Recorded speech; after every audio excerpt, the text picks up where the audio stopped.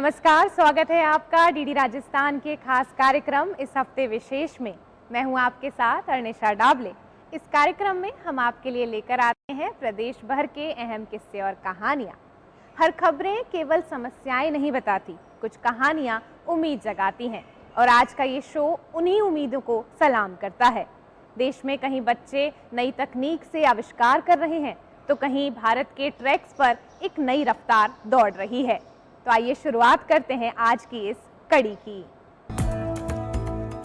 आस्था की डोर जब रथ की रस्सियों से जुड़ती है तो पूरा भारत श्रद्धा में डूब जाता है।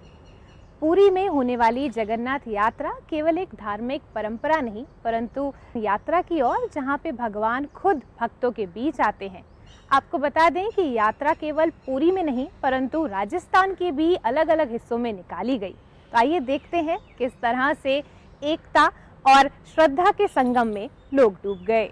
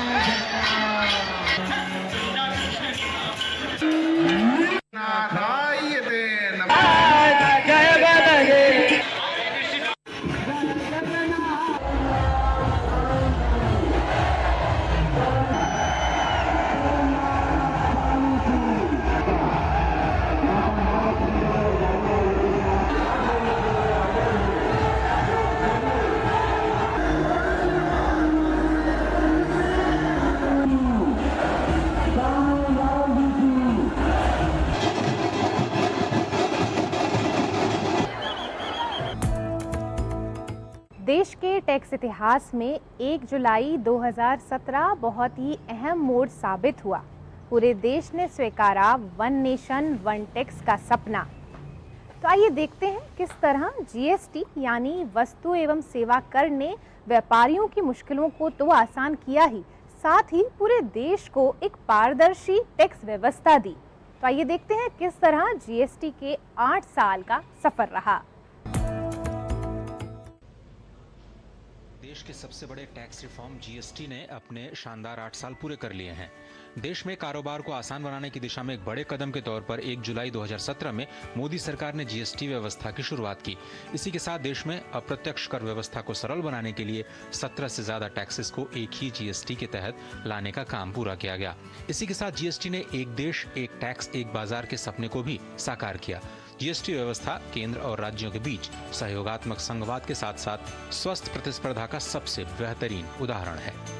ये जीएसटी काउंसिल केंद्र और राज्य ने मिलकर के उन व्यवस्थाओं को विकसित किया है जिसमें गरीबों के लिए जो पहले उपलब्ध सेवाएं थी उन सारी सेवाओं को बरकरार रखा है। दल कोई भी हो, सरकार कहीं की भी हो, गरीबों के प्रति संवेदनशीलता इस जीएसटी के साथ जुड़े हुए सब लोगों ने समान रूप से उसकी चिंता की है। डिजिटल इंडिया के मजबूत स्तंभ के रूप में जीएसटी ने छोटे और मध्यम दर्जे की कंपनियों को मुख्य धारा में लाने में बड़ी मदद की। सर्विस सेक्टर और एमएसएमई इकाइयों को जीएसटी में आने का फायदा हुआ और कारोबार में आसानी हुई। शुरुआत में कुछ तकनीकी खामियों को छोड़ दें तो कोविड के बाद से जीएसटी कलेक्शन में लगातार बढ़त नजर आई है। जीएसटी लागू होने के बाद देश में करदाताओं की संख्या में 2 गुने से ज्यादा की बढ़ोतरी हुई है। 2017 के पहले देश में केवल 65 लाख करदाता वैट व्यवस्था के साथ जुड़े थे, जबकि जीएसटी लागू होने के बाद इसके दायरे में 80 लाख नए करदाता जुड़े। 2017 में औसत मासिक जीएसटी कलेक्शन 90,000 करोड़ रुपए से बढ़कर मई 2025 में 2 लाख करोड़ रुपए को पार कर गया है। जीएसटी की औसत दर में भी कमी आई है, जो साल 2017 से पहले 15.3% से घटकर अब 2023 में 12.2% पर आ चुकी है। राज्यों के बीच खर्च होने वाला कारोबार जीडीपी के 23.5% से बढ़कर अब 35% पर आ गया है। जानकार मानते हैं कि बीते 11 सालों में जीएसटी समेत कारोबार को आसान बनाने के लिए जो बड़े कदम उठाए गए, उससे उद्योग जगत और उपभोक्ता दोनों को फायदा हुआ। हम नए आंकड़े और नई ऊंचाइयां जीएसटी के माध्यम से तय कर रहे हैं। उसी के साथ जो हमारा ईज ऑफ डूइंग बिजनेस है, जो हमारा बिजनेस कम्युनिटी को क्रेडिट एक्सपेंशन की बात है, इसी बजट में वित्त मंत्री ने जो टैक्स इंसेंटिव्स R&D को सपोर्ट करने के लिए दिए हैं, ये ईज ऑफ डूइंग बिजनेस से जुड़ा हुआ है। एक राष्ट्र एक कर की अवधारणा को वास्तव में सच कर दिया है। संपूर्ण भारत में कानूनों, प्रक्रियाओं और कर की दरों के सामंजस्य के अनुपालन को आसान और सरल बना दिया है। जीएसटी आने के बाद बिजनेस करना अति सरल हो गया है और हम इसके लिए सरकार का धन्यवाद करते हैं। फिलहाल देश में पेट्रोलियम पदार्थ, शराब और तंबाकू को जीएसटी के दायरे से बाहर रखा गया है। डिलॉयट के एक ताजा सालाना सर्वे में 65% कारोबारियों ने जीएसटी को फायदेमंद बताया है। तकनीकी तौर पर जीएसटी में शुरुआती खामियों को अब काफी हद तक हटा दिया गया है। उद्योग जगत को उम्मीद है कि जीएसटी से जुड़े विवादों के निपटारे के लिए जल्दी ही नई अपीली व्यवस्था पर काम होगा और कारोबार को आसान बनाने में ज्यादा मदद मिलेगी। स्कूल सिर्फ इमारतें नहीं होती, वो बच्चों के सपनों की पहली उड़ान होती है। राजस्थान में नए सत्र के साथ फिर से स्कूलों में वो नई ऊर्जा और वो बच्चों की मुस्कान दौड़ने लगी है। तो आइए देखते हैं किस तरह से प्रवेशोत्सव से स्कूल में आने वाले बच्चों में एक नया उत्साह देखने को मिल रहा है।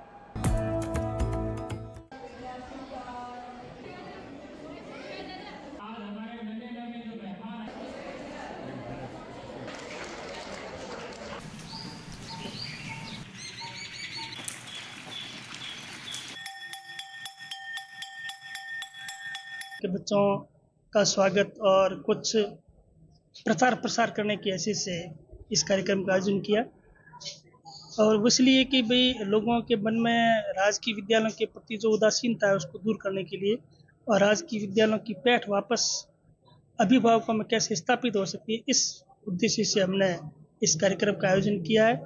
हमारे विद्यालय का समय 7:30 बजे का है और बच्चे लगभग सभी आ रहे हैं, लेकिन बरसात की वजह से बच्चे कम आए हैं और हमारे आज से प्रवेशोत्सव भी चालू हो गया और एडमिशन की प्रक्रिया के लिए हम संपर्क कर रहे हैं। काफ़ी बच्चे एडमिशन के लिए हमारे आ भी चुके हैं और अभी और भी आना बाकी है। हम अथक प्रयास करेंगे इसके लिए। यहाँ पर जो न्यू एडमिशन्स हुए थे उनके लिए माला अर्पण की गई और उनके तिलक लगाए गए, उन्हें मौली बांधी गई और उनका गुल द्वारा मतलब मिष्ठान से उनका मुंह मीठा किया गया। मैंने 6th क्लास पास करके 7th क्लास में आई हूँ और हमने 1.5 महीने की छुट्टी मनाई है और खूब मजे करे।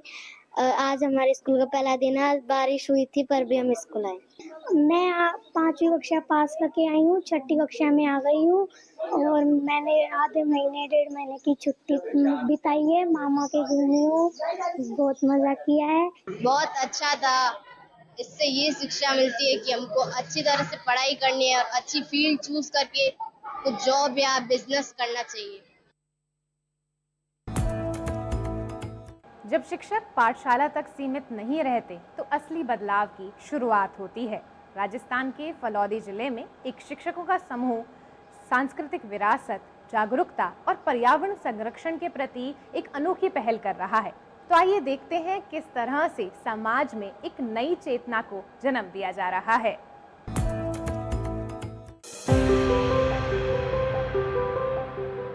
फलौदी में आम जन को पर्यावरण, संस्कृति और नैतिक मूल्यों सहित कर्तव्यों के प्रति जागरूक करने के उद्देश्य से शिक्षकों के एक समूह की अनूठी पहल देखने को मिली है। शिक्षकों की यह टीम नशा मुक्ति, प्लास्टिक बहिष्कार और बाल विवाह निषेध अभियान, बेटी पढ़ाओ बेटी बचाओ के साथ साथ जैविक खेती व वृक्षारोपण जैसे कई सामाजिक और पर्यावरणीय विषयों पर भी जन जागरण का कार्य कर रही है। माता बहनों से अपील की जा रही है कि पेड़ से तोड़कर अपनी थाली में लें, पर पेड़ जी में अच्छे भोजन का आनंद लें। इतना ही लें थाली में, व्यर्थ न जाए नाली में। जगत में पण मिनखारो सुकाल मिनख पड़ो जिन मिनखों में उहो मिनखोरो काल। इमो 2 प्रकार लोग होया करे संसार में, आसुरी प्रकृति और देव प्रकृति। आप देव प्रकृति रहा है, आपने किए जा तुम जग में भलाई के काम, तेरा दुख दूर करेंगे राम। जल की सेवा और भी पर्यावरण की सेवा पूर्णतया कर रहा है। बार बार ये वास्ते बहुत बहुत धन्यवाद है। पर्यावरण संरक्षण के लिए बहुत अच्छा प्रयास किया गया है और इन्होंने समाज में जागरूकता स्थापित करने के लिए और प्लास्टिक मुक्त फड़ौदी बनाने का बहुत ही महती प्रयास। प्लास्टिक का उपयोग ना करें, सालों से हम देख रहे हैं, इनका बहुत अच्छा कार्यक्रम है। बहुत अच्छी शिक्षा देते हैं जिससे क्या है, पानी बचाओ, प्लास्टिक का उपयोग ना करो और अवेयर हो, और ये लोगों को बहुत जागरूक करे। शिक्षकों का यह समूह एकजुट होकर नशा और कुरीति मुक्त समाज के लिए गांव-गांव, ढाणी-ढाणी और कस्बों तक जाकर संदेश पहुंचा रहा है। वहीं विद्यालय की कक्षाओं में बच्चों को जागरूक किया जा रहा है। इस मुहिम की एक खासियत यह है कि शिक्षा के क्षेत्र में सक्रिय ये शिक्षक न केवल स्कूल परिसर तक ही सीमित हैं, बल्कि अवकाश के समय मेलों, धार्मिक सभाओं, विवाह समारोह और सामाजिक आयोजनों में भी पहुंचकर आम जनता को सीधे संदेश दे रहे हैं।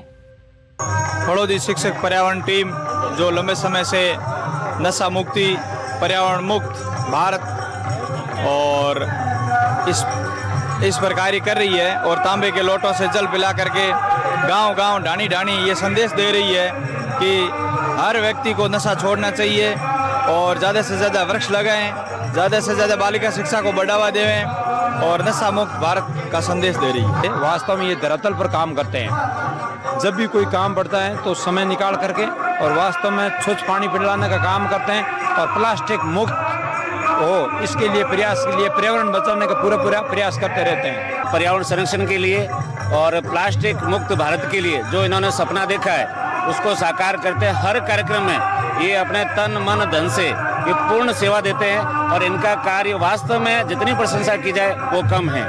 ये पर्यावरण की जो मुहिम चल रही है ओम जी के नेतृत्व में बहुत ही शानदार है। पूरे जिले से लगा के राजस्थान और पूरे भारत में इनकी चर्चा हो रही है। बहुत ही अच्छा कार्य कर रहे हैं पर्यावरण के लिए। वृक्षारोपण, जूठा ना छोड़े कोई, इसलिए भोजन व्यवस्था अच्छी हो, व्यर्थ न जाए कोई अन्न का दाना भी, और जल व्यवस्था इनकी इतनी शानदार रहती है कि इनकी कोई सानी नहीं है कोई इनका।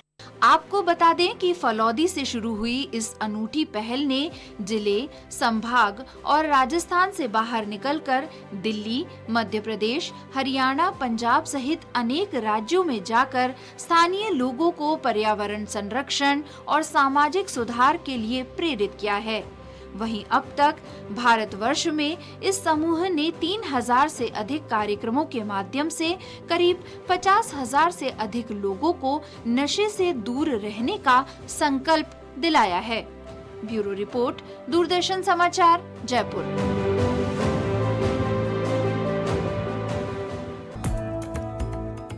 कभी पंक्तियों में लगना हमारी मजबूरी थी, परंतु आज वही सेवाएं हमारे मोबाइल पर एक क्लिक में मौजूद हैं। डिजिटल इंडिया मिशन ने न केवल तकनीक को आम आदमी तक पहुंचाया, बल्कि गांव, युवा और सरकारी सेवाओं को एक नए युग में प्रवेश दिलाया। तो आइए देखते हैं ये खास रिपोर्ट डिजिटल इंडिया मिशन के ऊपर। डिजिटल इंडिया अभियान देश के विकास और प्रगति को नया आकार दे रहा है। पीएम मोदी के प्रयासों से शुरू हुए इस अभियान से भारत के डिजिटल क्षेत्र में नई क्रांति आई है।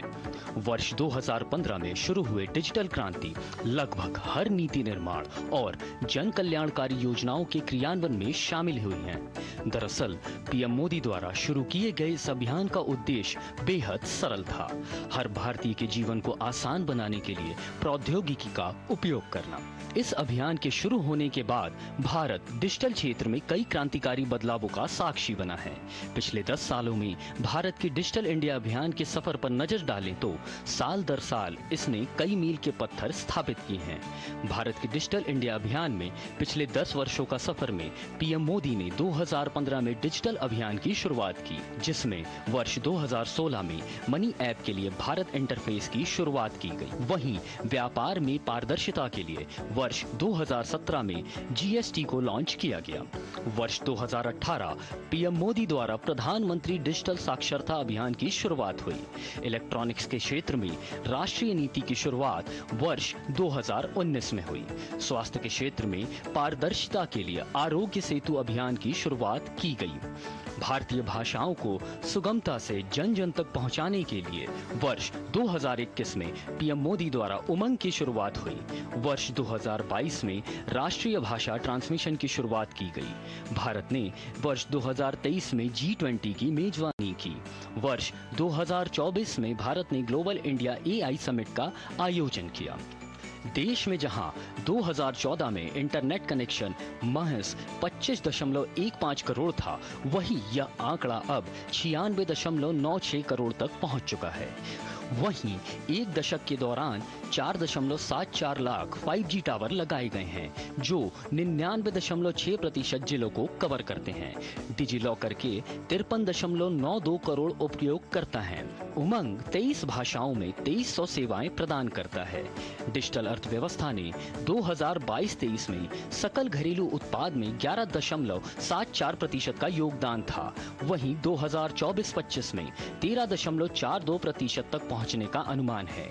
वहीं 2.18 लाख ग्राम पंचायतों को हाई स्पीड इंटरनेट से जोड़ा गया है।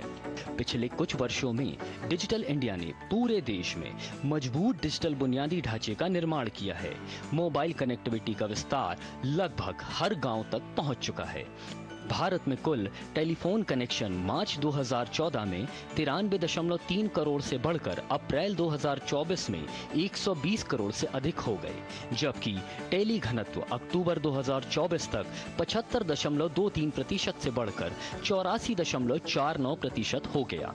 पिछले एक दशक में शहरी कनेक्शन 555.23 मिलियन से बढ़कर 661.36 मिलियन हो गए और ग्रामीण कनेक्शन 377.78 मिलियन से बढ़कर 527.34 मिलियन हो गए। अप्रैल 2025 में एक महीने में 24.77 लाख करोड़ रुपए मूल्य के 1867.7 करोड़ से अधिक यूपीआई लेन देन किए गए। भारत ने 2023 में वैश्विक रियल टाइम लेन देन का 49% संभाला। यूपीआई अब 7 से अधिक देशों में लाइव है, जो वैश्विक डिजिटल भुगतान और वित्तीय समावेश को बढ़ावा दे रहा है। आधार आधारित eKYC प्रणाली ने बैंकिंग और सार्वजनिक सेवाएं दोनों में प्रक्रिया को सरल बनाने में मदद की है। इसने सत्यापन को तेज बनाया, कागजी कार्रवाई को कम किया और सभी क्षेत्रों में पारदर्शिता लाई। अप्रैल 2025 तक 142 करोड़ आधार आईडी तैयार की जा चुकी है। डीबीटी कल्याणकारी भुगतानों को सीधे वितरित करने और फर्जी लाभार्थियों को हटाने के लिए आधार का उपयोग करता है। इसने सरकार को 2015 से मार्च 2023 के बीच 3.48 लाख करोड़ से अधिक की बचत कराई। मई 2025 तक डीबीटी के माध्यम से 44 लाख करोड़ हस्तांतरित किए जा चुके हैं। 5.87 करोड़ से अधिक अयोग्य राशन कार्ड और 4.23 करोड़ डुप्लीकेट एलपीजी कनेक्शन रद्द किए गए, जिससे कल्याणकारी प्रणाली अधिक लक्षित और पारदर्शी बनी। कहते हैं जुनून हो तो कबाड़ भी काम आ सकता है। इस कहावत को सच किया है बांसवाड़ा के 4 इंजीनियर छात्रों ने। कबाड़ से 4 पहिया वाहन बनाया है, जिसका उन्होंने नाम दिया है रस्ट रनर। तो आइए देखते हैं किस तरह तकनीक और अपने नए आइडिया से ये उन्होंने आविष्कार किया है। बांसवाड़ा विश्वविद्यालय में मैकेनिकल इंजीनियरिंग विभाग के अंतिम वर्ष के छात्रों ने एक अभिनव 4 पहिया वाहन रस्ट रनर तैयार किया है। उन्होंने न केवल वाहन का डिजाइन और निर्माण किया, बल्कि वेल्डिंग, वायरिंग और असेंबली का कार्य भी खुद ही किया। आपको बता दें कि 25 जून को विश्वविद्यालय परिसर में रस्ट रनर का पहला राइड आयोजित किया गया। इसमें कुलगुरु प्रोफेसर के.एस. ठाकुर ने इस उपलब्धि की सराहना करते हुए कहा कि यह प्रोजेक्ट इंजीनियरिंग शिक्षा में प्रैक्टिकल अप्रोच और कम संसाधनों में नवाचार का शानदार उदाहरण है। University engineering college, Govind Guru tribal university के मैकेनिकल विभाग के छात्रों द्वारा बेस्ट आउट ऑफ बेस्ट का अनुभव प्रयोग स्क्रैप से एक 4 पहिया जो वाहन बनाया है, ये प्रैक्टिकल अप्रोच को ध्यान में रखते हुए और पर्यावरण नीति को ध्यान में रखते हुए तैयार किया गया है। इसके लिए विभाग के शिक्षक और विद्यार्थी बधाई के पात्र हैं। इसमें हमने TVS स्कूटी का इंजन लिया है जो 80 cc का है और ये इंजन की top speed 35 to 40 kilometre per hour है एंड इसका जो माइलेज है वो 35 किलोमीटर पर लीटर है एंड इसमें हमने टाटा नैनो की स्टीयरिंग यूज़ की है और एक्सीलेटर सिस्टम रखा है, ब्रेक सिस्टम रखा है जो पैरों के द्वारा यूज़ किया, मतलब पैरों के द्वारा चलाई जाती है और ये इजी टू गोइंग है चलाने को, इसमें कोई गियर वगैरह नहीं लगाए गए हैं। छात्रों ने बताया कि इस वाहन की खासियत यह है कि इसे 80 CC TVS streak scooty engine और जंकयार्ड से एकत्रित अधिकांश पुर्जों से बनाया गया है, जिसकी कुल लागत मात्र 30,000 रुपए रही है।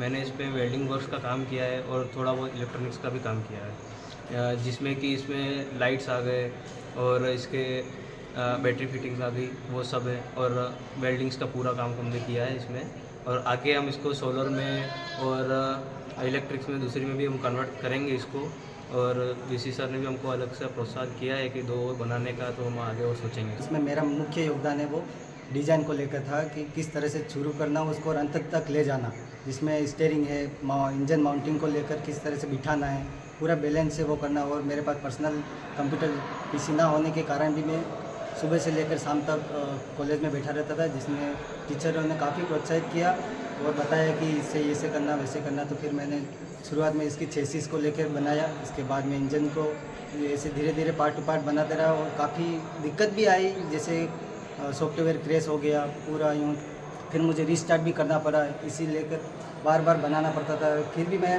डटा रहा, बनाया और शुरुआत से लेकर अंतिम तक पूरा बनाया मैंने। इस प्रोजेक्ट के तहत छात्रों ने स्क्रैप सामग्री का उपयोग कर पर्यावरण के प्रति जागरूकता को भी बढ़ावा दिया है।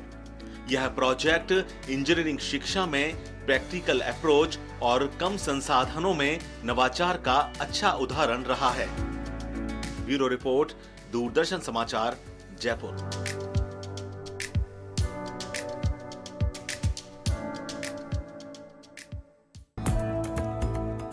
भारतीय रेलवे केवल एक परिवहन माध्यम नहीं परंतु देश की जीवन रेखा है।